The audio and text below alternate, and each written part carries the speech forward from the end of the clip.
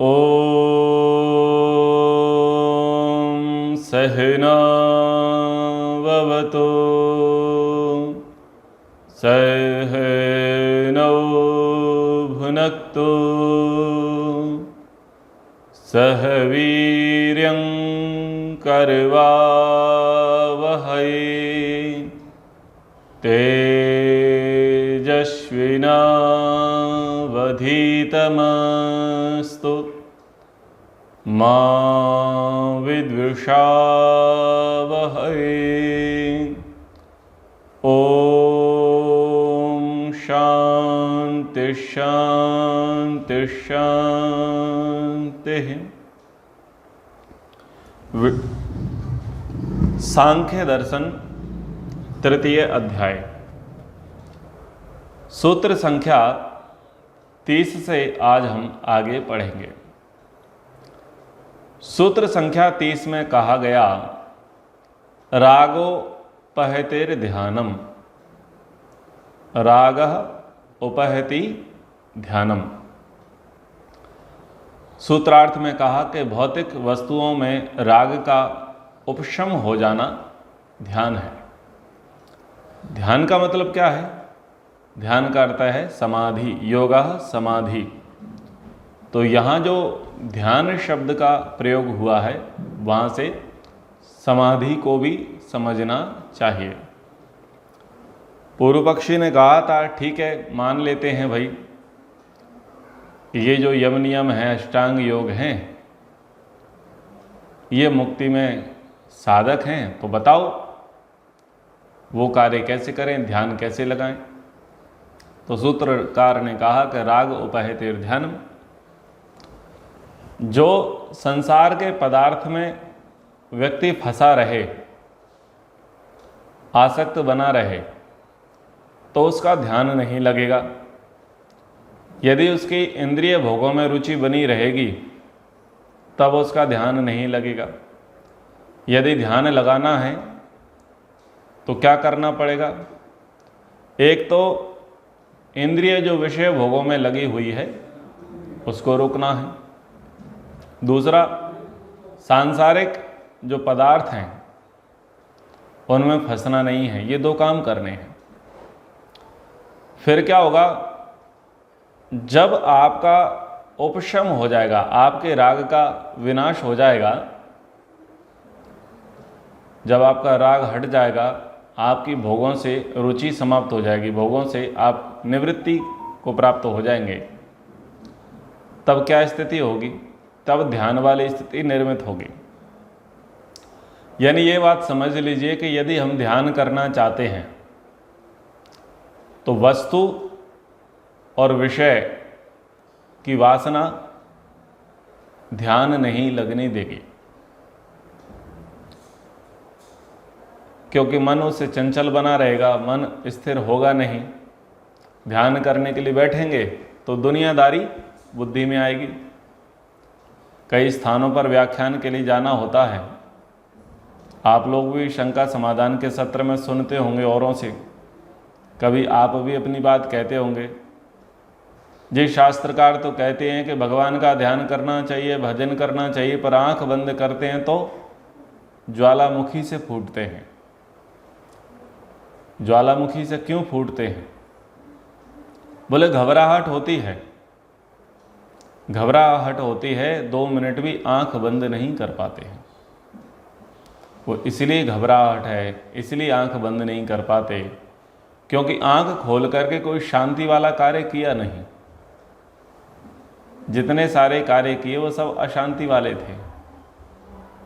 अब अशांति वाले कार्य मन को शांत नहीं रखेंगे। अब आप थोड़ी देर के लिए चाहो कि मन हमारा शांत हो जाए, हम एकाग्र हो जाएं, तो कहाँ से होगा?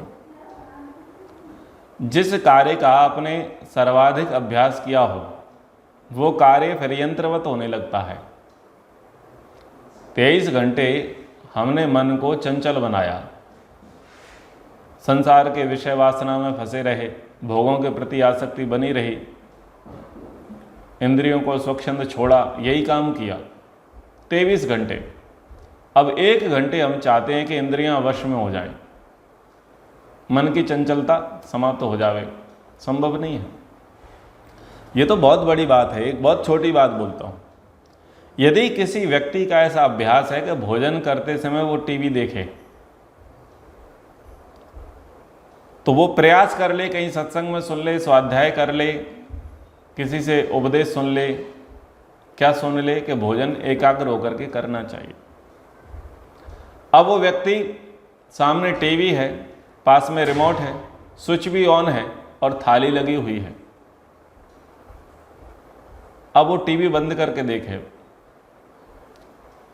टीवी जो बंद है उसे बंद रह करके देखे कि जैसे बंद रह सकती है क्या। हड़बड़ी होगी, एक रोटी खाएगा, थोड़ी देर के लिए भोजन करेगा, उसे आनंद नहीं आएगा। अंत में क्या होगा, स्विच ऑन करेगा, टीवी देखेगा, फिर उसको शांति से भोजन करने में आनंद आएगा। ये क्या है, अभ्यास है। तो मैं कह रहा था कि हमारे जैसे अभ्यास हो जाते हैं, उन अभ्यासों पर काबू पाना बड़ा कठिन होता है। जैसे कि मान लीजिए बहुतों का कैसा अभ्यास होता है, सो करके उठेंगे, गायत्री मंत्र बाद में पढ़ेंगे, पहले मोबाइल देखेंगे, रात भर में किसके संदेश आए। अब वो ऐसा व्यक्ति व्रत ले ले कि हम 8 बजे से पहले, संध्या से पहले, या हवन करने से पहले, या प्रातराश करने से पहले मोबाइल को नहीं छुएंगे, हालत खराब हो जाएगी उसकी। ऐसे ही किसी व्यक्ति को ये कहा जाए कि भाई सोने से पहले 2 घंटे पहले आपको मोबाइल यूज नहीं करना है, नेट ऑफ करना है, तो उसके लिए बड़ा कठिन हो जाएगा। तो सबके अपने अपने अभ्यास हैं, किसी को किसी प्रकार का अभ्यास है, किसी को किसी प्रकार का अभ्यास है, किसी को पेपर पढ़ने का अभ्यास है। और उसको कहें कि भाई ये चीज़ें बाधक हैं, ये कहा जाए कि एक सूत्रीय कार्यक्रम करो, यानी घर में आप कोई भी कार्य करते हैं तो गाने मत सुनो, भजन मत सुनो। पर व्यक्ति का अभ्यास है, गाड़ी चलाएगा, 4 व्हीलर चलाएगा, बज रहा है, वो बजेगा तो उसको आनंद आएगा, उसको काम में मन लगेगा। लेकिन ये कहा जाए कि एकाग्रता के लिए बाधक है, एक समय में 2 काम मत करो, चित्त में चंचलता बढ़ती है, तो साधना बड़ा कठिन हो जाता है। तो यही स्थिति है ध्यान की। सुन लिया है कि प्रातः शाम ईश्वर का ध्यान करना चाहिए, भजन करना चाहिए, चिंतन करना चाहिए, पर आंख बंद करते हैं तो 2 मिनट नहीं बैठ पाते, क्योंकि वो वेग है संस्कारों का, वो प्रभाव है। वो प्रभाव क्या करता है, प्रभावित करता है, इसलिए व्यक्ति आंख बंद करके बैठ नहीं पाता। तो ये कहा कि राग उपहतेर ध्यानम, अगर समाधि लगानी है, ध्यान करना है, तो क्या करना है, मन को स्थिर करना है, भोगों के प्रति अरुचि रखनी है, इंद्रियों को वश में रखना है। बोले बड़ा कठिन काम है, कैसे होगा ये? तो सूत्र संख्या 31 में कहा, वृत्ति निरोधात् तत्सिद्धि। सूत्रार्थ में कहा कि वृत्तियों के निरोध से ध्यान की सिद्धि होती है। ध्यान लगाना है, समाधि लगानी है, तो क्या करना पड़ेगा, वृत्ति का निरोध करना पड़ेगा, वृत्तियों का निरोध करना पड़ेगा। अच्छा, वृत्तियों का निरोध कैसे होगा? 5 वृत्तियां हैं, वृत्तियों का निरोध कैसे होगा? बोले धारणा, आसन, स्वकर्मणा तत्सिद्धि। धारणा करने से, आसन लगाने से और स्वयं कर्म से उसकी सिद्धि हो जाएगी। किसकी? ध्यान की सिद्धि हो जाएगी। सबसे पहला काम क्या करना है? बोले धारणा लगानी है। धारणा लगानी है, मन को शरीर के किसी एक स्थान पर टिका देना है। मस्तिष्क है, नाभि है, कंठ है, हृदय है, जहाँ पर भी अनुकूलता हो वहाँ पर अपने आप को केंद्रित करना है, फोकस करना है, धारणा बनानी है। और धारणा का निरंतर अभ्यास करना है, आसन का अभ्यास करना है। अब आसन का अभ्यास करना बड़ा कठिन है। आज के समय में शरीर को इतना हाइपर, इतना चंचल बना रखा है कि व्यक्ति आसन की सिद्धि नहीं कर पाता, और अगर वो आसन की सिद्धि करने के लिए तत्पर हो तो पता चलेगा शरीर उसका जकड़ गया है। इम्यूनिटी पावर बहुत गड़बड़ है लोगों की।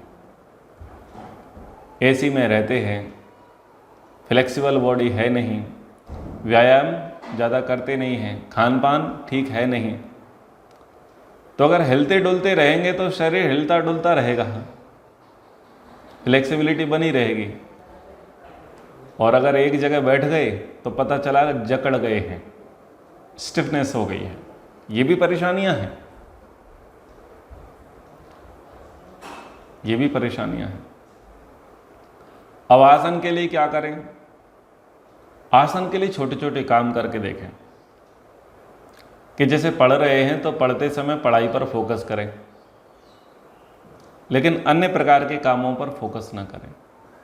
भोजन कर रहे हैं तो भोजन पर फोकस करें, अन्य पर फोकस ना करें। बैठे हैं तो बैठे रहो। आसन का अभ्यास करने की आवश्यकता है। आंख बंद करके आसन पर बैठना सरल है, आंख खोल करके और शांत बैठना कठिन है, कठिन काम है। व्यक्ति सोचेगा क्या करूं, उल्लुओं की तरह कहां तक देखता रहूं, किसे देखता रहूं। पर अगर साधना के क्षेत्र में गति करनी है तो करना पड़ेगा। आंख खोल करके बैठ के देखो। आप यात्राएं करते हैं, रेलवे स्टेशन पर वेटिंग करना पड़ जाता है, बस स्टॉप पर वेट करना पड़ जाता है, एयरपोर्ट पर भी वेट करना पड़ जाता है, तो हमारा ध्यान, हमारा केंद्र मोबाइल होता है। एक तूना मिला सारी दुनिया मिली, खिला दे मेरा दिल सारी बगिया खिली। मोबाइल हो जाए तो सब दुनिया मुट्ठी में है, और मोबाइल ना हो तो सब गड़बड़ है। अब मोबाइल चला करके व्यक्ति थक जाता है तो फिर इधर उधर झांक करके देखता है, ट्रेन आ रही है क्या, बस आ रही है क्या, फ्लाइट के लिए कुछ इंडिकेशन आया है क्या। चंचलता, अस्थिरता बनी रहती है। पर वहां पर भी हम आसन का, वहां भी हम धारणा का अभ्यास कर सकते हैं, वहां भी हम मन को एकाग्र कर सकते हैं। 1 घंटे लेट है मतलब लेट है, 1 घंटे तक क्या करना है, बोले शांति से बैठना है, शांति से बैठना है, वेट एंड वॉच, और देखो क्या हो रहा है। लेकिन खुद ज़्यादा फिजिकल एक्टिविटी मत करो, खुद ज़्यादा हाइपर मत बनो, चंचल मत बनो, इधर उधर मत देखो, लेकिन दृष्टा भाव से, तटस्थ रूप से थोड़ा बैठे रहो, देखते रहो। और स्वयं को देखो कितना पेशेंस है। सवारियां इधर उधर आ रही हैं, जा रही हैं, क्या तुम उनको देख करके इधर उधर जा रहे हो, जबकि तुम्हें पता है तुम्हारी ट्रेन 2 घंटे लेट है, फ्लाइट में टाइम है, डिपार्चर में टाइम है। लेकिन बिना फोन यूज किए क्या बैठ सकते हैं? बिना चंचलता के, बिना हिले डोले बैठ सकते हैं? ऐसे अभ्यास करना चाहिए, ऐसे अभ्यास करना चाहिए। तो आसन लगाना है, आसन का अभ्यास करना है। अब आप कुछ सूर्य नमस्कार करेंगे, थोड़ा जॉगिंग करेंगे, थोड़े से प्राणायाम करेंगे, आंख बंद करेंगे, तो सीधी सी बात है आसन तो लग ही जाएगा। लेकिन चलते फिरते आसन लगेगा क्या? उठते बैठते आसन लगेगा क्या? ये भी बड़ी बात है, उस पर भी थोड़ा अभ्यास करने की आवश्यकता है। तीसरी बात कही स्वकर्मणा, अपना अपना कर्म। अपना अपना कर्म, आप किस आश्रम के, किस वर्ण के हो, उस आश्रम के, उस वर्ण के कर्म पर फोकस करना कि मैं अपनी जिम्मेदारियां ठीक से निभा रहा हूं, निभा रही हूं या नहीं, मैं अपना काम ईमानदारी से कर रहा हूं, कर रही हूं या नहीं, मैं अपने धर्म, अपने कर्तव्य कर्म का पालन कर रहा हूं, कर रही हूं या नहीं। यह है स्वकर्मणा। अगर स्वकर्मणा ठीक नहीं है तब ध्यान ठीक नहीं होगा, चित्त प्रसाद नहीं होगा, चित्त में प्रसन्नता होगी ही नहीं। अगर आप अपने कर्म से सेटिस्फाई नहीं हो, आप अपने वर्क से सेटिस्फाइड नहीं हैं, तो आपका चित्त प्रसन्नता नहीं होगी, ध्यान में एकाग्रता नहीं होगी, आसन की सिद्धि नहीं होगी, ना धारणा लगेगी। इसलिए वे महत्वपूर्ण है कि हम ये विचार करें कि हु आई एम, हम कौन हैं, क्यों हैं, किस लिए हैं, और किस धर्म को वर्तमान में निभा रहे हैं, धारण कर रहे हैं, और वो हमारा धर्म कैसा है, कितना ठीक है। ये स्वकर्मणा बड़ा महत्वपूर्ण है। आगे कहा निरोधस छदिर विधारणाभ्याम। और कैसे ध्यान लगेगा? तो सूत्रार्थ में कहा प्राण को जोर से बाहर धक्का देने और उसे बाहरी रोक देने से मन का निरोध हो जाता है।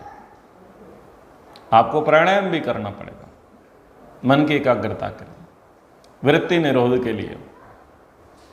धक्का दे करके वायु को बाहर फेंकना और फिर रोक लेना, ऐसे ही वेग से भीतर खींच लेना और रोक लेना। प्राणायाम क्या कर रहा है?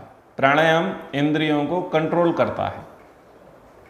हमारी जो इंद्रियां हैं वो किसके कारण चलायमान हैं? उनमें जो चंचलता वो किसके कारण से? प्राण के कारण है। प्राण उनको चलायमान बना रखता है। और आपने किस पर साधना कर ली है? आप किस पर फोकस कर रहे हैं? आप प्राण पर फोकस कर रहे हैं। यानी आप मूल को पकड़ेंगे, आप जड़ को पकड़ेंगे तो सारी शाखा, तना, टहनियाँ ये सब आपके पकड़ में आ जाएंगे। तो इंद्रियों का मूल क्या है? प्राण है। इसलिए प्राणायाम करो, प्राणायाम का अभ्यास करो, बाह्य प्राणायाम करो, आभ्यंतर प्राणायाम करो, स्तंभ वृत्ति करो, जो भी प्राणायाम करना है प्राणायाम का अभ्यास करो। बोले प्राणायाम करते हैं तो घबराहट होती है, इसका मतलब है कि प्राणायाम करना नहीं जानते। प्राणायाम करने से घबराहट नहीं होती, बल्कि घबराहट शांत हो जाती है, शांति मिलती है। इंद्रियों की विकलता, इंद्रियों की चंचलता क्या होती है? शांत हो जाती है, आपकी एकाग्रता बढ़ती है। अगर प्राणायाम करते समय घबराहट, बेचैनी हो रही है, इसका अर्थ यह है कि हमको प्राणायाम की विधि नहीं आती। और प्राणायाम करते समय चेहरे पर प्रसन्नता हो, तनाव ना हो, स्ट्रेस ना हो, और मन में शांति रहे, कूल रहो बिल्कुल। प्राणायाम कर रहे हैं लेकिन भागदौड़ बनी है तो फिर प्राणायाम का कोई लाभ नहीं है, हानि जरूर हो सकती है। इसलिए प्राणायाम के लिए मंत्र कहा ओम भू ओम भुवः ओम स्वः ओम महा ओम जनः ओम तपः ओम सत्यम। शब्द अर्थ संबंध का चिंतन करना है, प्रत्येक शब्द को जानना है, शब्द के अर्थ को जानना है, अर्थ का संबंध समझना है, और उस भावना को ध्यान में रख करके प्राणायाम करो। प्राणायाम में आनंद आएगा, एकाग्रता बनेगी और चेहरे पर प्रसन्नता आएगी। जब ऐसा करोगे तब पता ही नहीं चलेगा बाहर के विचार उठे थे या नहीं उठे थे। वो काम करना है। बोले आसन कैसा हो? तो शास्त्रकार ने कहा सूत्र संख्या 34, स्थिर सुखम आसनम। स्थिरता पूर्वक, सुख पूर्वक जिस अवस्था में बैठा जाए वो आसन है। जिस पोजीशन में आप कंफर्टेबल हो वो आपके लिए आसन माना जाएगा। लेकिन शर्त क्या है? आसन आप ध्यान के लिए लगा रहे हो, सोने के लिए नहीं। बोले शास्त्रकार ने कहा कि जिस विधि में आप सुखपूर्वक बैठ सको, शांतिपूर्वक बैठ सको, वो आसन है। तो हम रिलैक्स चेयर पर लेट जाएंगे, बैठ जाएंगे, हम बिस्तर पर लेट जाएंगे और बोले हम ध्यान करेंगे, संध्या करेंगे। आप ध्यान करेंगे, संध्या करेंगे, 4-5 मिनट बाद आपके मंत्र पूरे घर को सुनाई देंगे, क्योंकि आप खर्राटे ले रहे होंगे। ये मंत्र तो छूट जाएंगे और दूसरे मंत्र स्नोर, खर्राटा आपका शुरू हो जाएगा। इसलिए भाई ये आसन नहीं है, आप सोने के लिए आसन नहीं लगाया है, आसन तो खोने के लिए लगाया है, प्रभु में खोने के लिए लगाया है। अब तुम सो गए हो, इसलिए पद्मासन, सिद्धासन, सुखासन जो शास्त्रकारों ने कहे हैं वही आसन सर्वोत्तम है। अब स्वयं के विषय में कह रहे हैं, स्वयं स्व आश्रम विहित कर्मानुष्ठानम। सभी आश्रमों के लिए अथवा संन्यास के लिए जो विहित अहिंसा आदि कर्मों का अनुष्ठान करना स्वयं है। स्वयं को खोला है, पहले नहीं खोला। आप जिस आश्रम में हो, ब्रह्मचर्य, गृहस्थ, वानप्रस्थ और संन्यास, साधना की दृष्टि से सर्वोच्च आश्रम कौन सा है? संन्यास आश्रम है। लेकिन क्या वानप्रस्थी को ध्यान नहीं लगाना है, गृहस्थी को नहीं लगाना है, ब्रह्मचारी को नहीं लगाना है? सभी को लगाना है, सबको लगाना है ध्यान। तो ध्यान होगा कैसे? स्वकर्मणा। आपके कर्म ठीक होने चाहिए। आप ब्रह्मचर्य अवस्था में हैं तो ब्रह्मचर्य का आप निर्वाह करें, दायित्व का पालन करें। जब आप अपने दायित्व, अपने कर्तव्य से आप संतुष्ट हैं और आपके सीनियर आपसे संतुष्ट हैं तो आपका ध्यान लगेगा।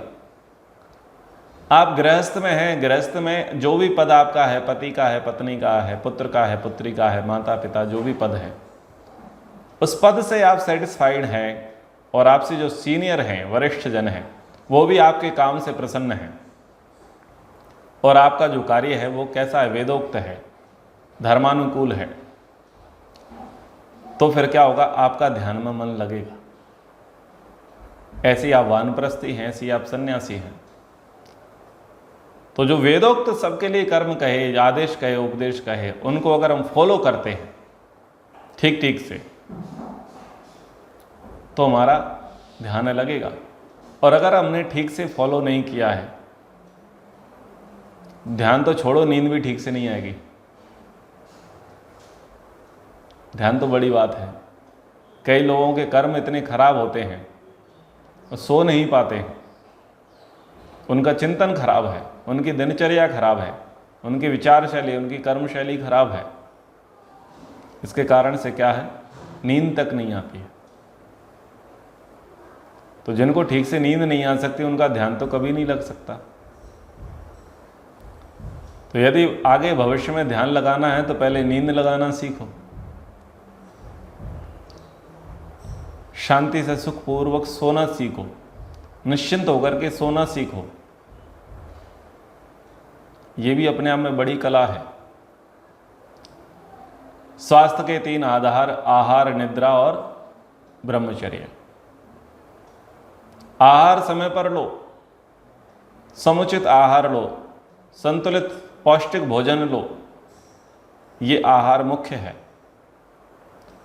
सोना अपने आप में बहुत बड़ी औषधि है, दवा है शरीर के लिए। इसलिए पर्याप्त नींद लो। आपकी अवस्था के अनुसार आपको पर्याप्त नींद लेनी चाहिए, पक्की नींद लेनी चाहिए। वो नींद क्या करेगी? आपके शरीर को रिफ्रेश कर देगी, व्यवस्थित कर देगी।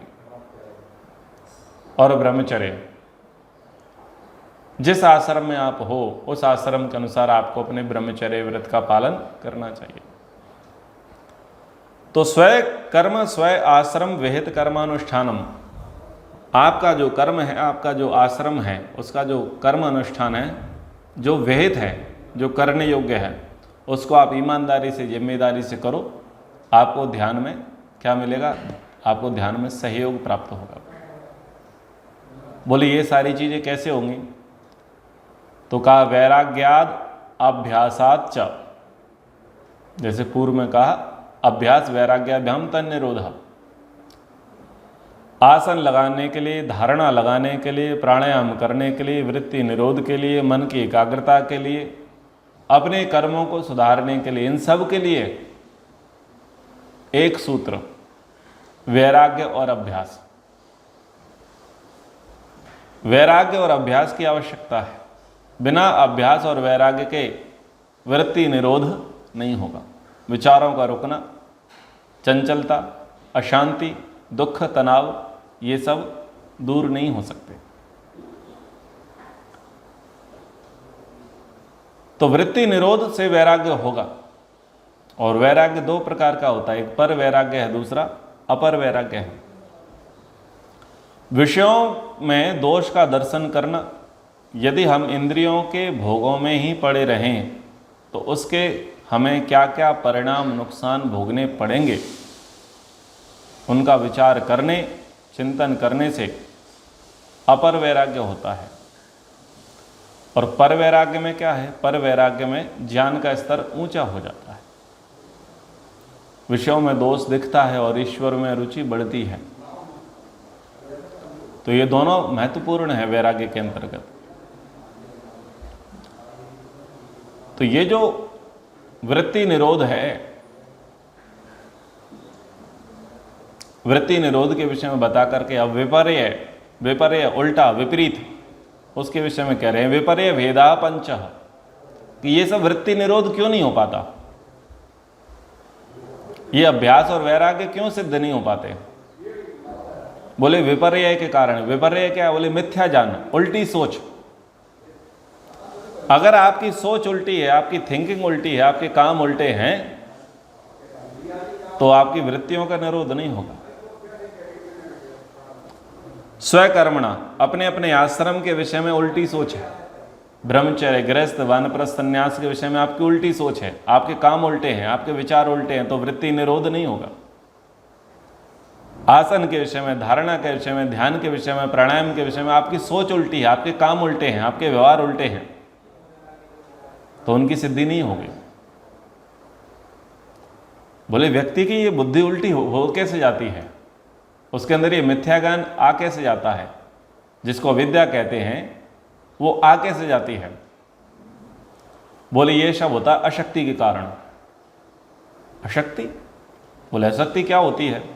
तो सूत्र संख्या 38 में कहा अशक्तिर अष्टाविंशतिः।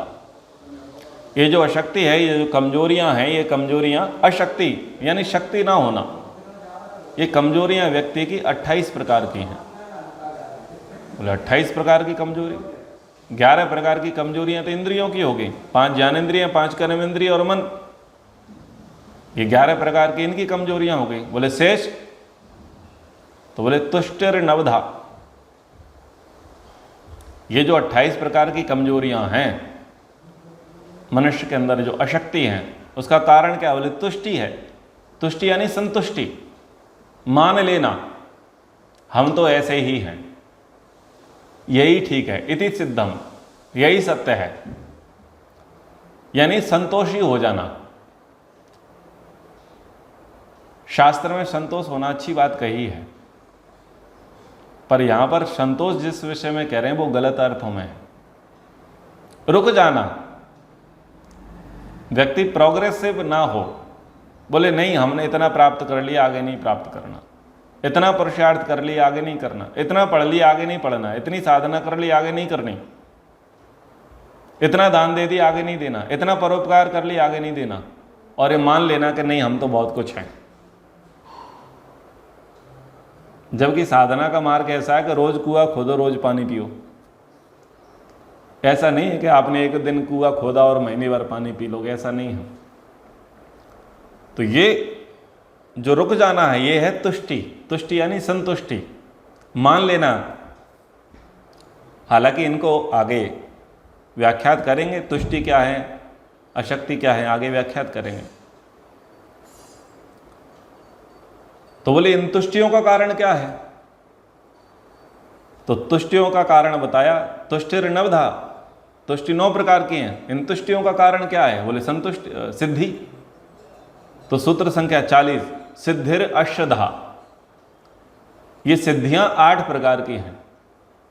8 प्रकार की सिद्धियों के कारण 9 प्रकार की तुष्टि होती है, और 9 प्रकार की तुष्टि के कारण 28 प्रकार की अशक्ति होती है, और 28 प्रकार की अशक्ति के कारण 5 प्रकार के विपर्य होते हैं, और विपर्यों के कारण वृत्ति निरोध नहीं होता, और व्यक्ति का पुनरपि जननम पुनरपि मरणम, ये सब चलता रहता है।